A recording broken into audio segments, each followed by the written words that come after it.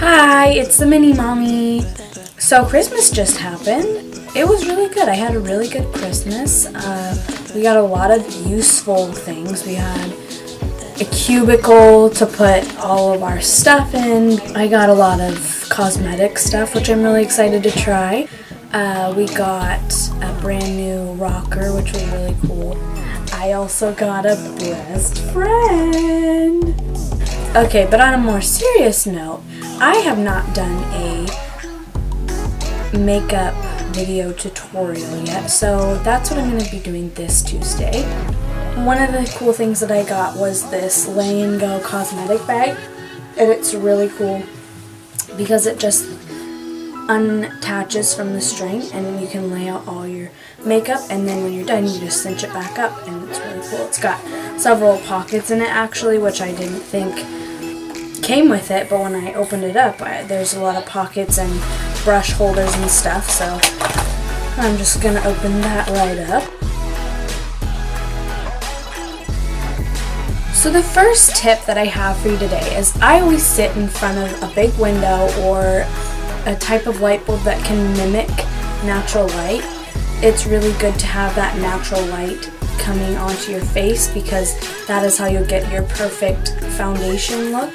If you're sitting in front of like a yellowy fluorescent light, that can affect how your skin looks, and not only your skin but your eyeshadow too. It'll make shadows on your eyelid, making it appear darker, and when you get into a different type of light, it does not look good. So the first thing that I do with makeup is I always like to put my hair up. So if you're going to have a hair down look, like curly, straight, whatever you do, always put it up and do your makeup first before you do your hair. If you're doing an updo though, I would do your updo first and then put on makeup last.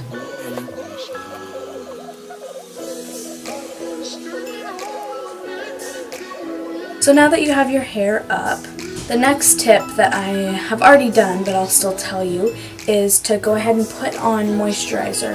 Now even if you have an oily face or you're breaking out, still put it on because you want those oils to be regular and regulate, because if you don't put it on, your face will get confused and it might even cause more oils to protrude and make you break out even further.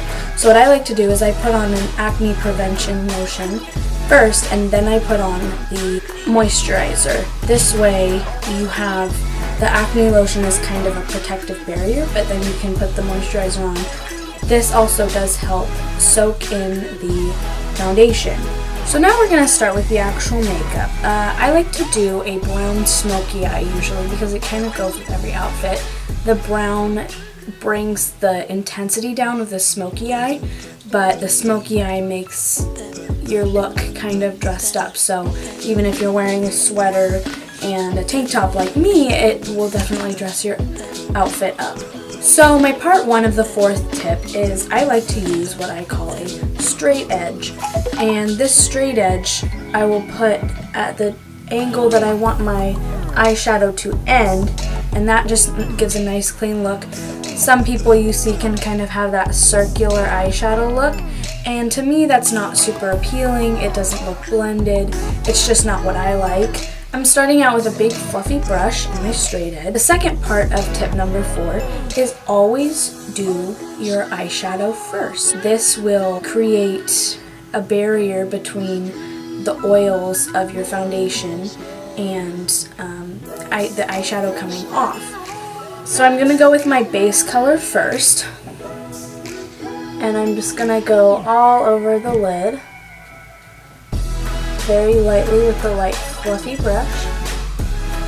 I go up above the crease, and you have your base down. My third part to tip number 4 is always start with the dark colors first. Now this sounds weird. Besides the base, which you're going to want to put on first, you always put on the dark colors. I like to start with the crease, so I'm going to be using my Naked 2 palette, and I'm going to be using the color Busted, which is a really dark purple And it's still kind of a purple brown, so it still fits into that would be my dog. So this is going to be my crease color. So I put the straight edge in the same place, and I just start in the outside corner, and with the same fluffy brush, I go very lightly to just about the inner quarter, but not quite. And so you can see I've made a line there. And now what I'm going to do is I'm going to wipe it off on my hand a little bit, and then I'm going to go back and a little bit harder, just kind of spread it out. And this is how we blend it. Now I have this little ring thing that I said I didn't like. So what I do is I just kind of brush with my finger in an upward circular motion, and this just kind of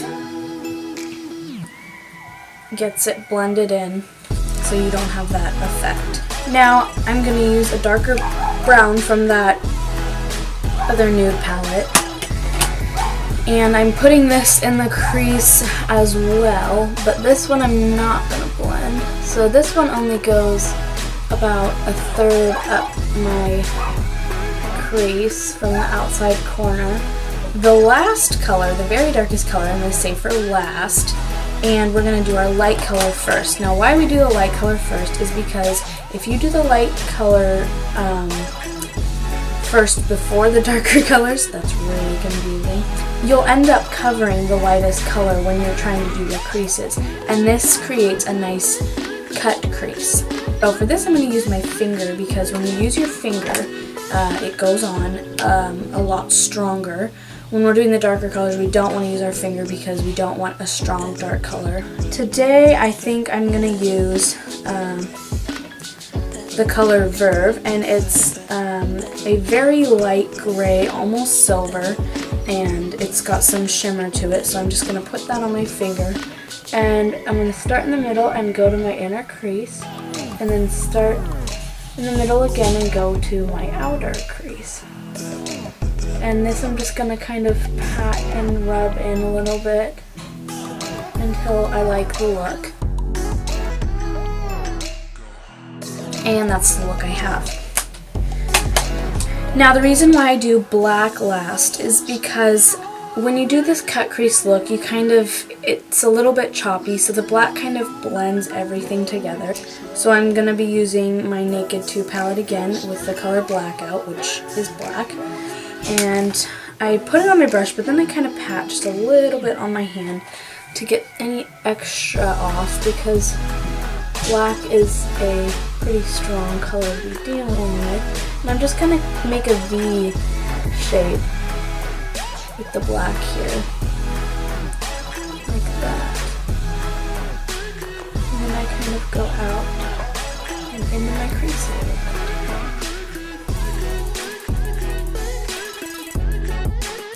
And if you have kind of a cut look like that, you can always take the base color you started with and kind of blend it up. And there you have it. Here's your everyday look that you can do. I hope these tips helped you out. I also forgot to mention that next week I'm going to be doing a Q&A, so anything you want to ask me, I will answer. And you can ask those questions through email, Instagram, and this video on the comments or any other video. And I will see you guys next Tuesday.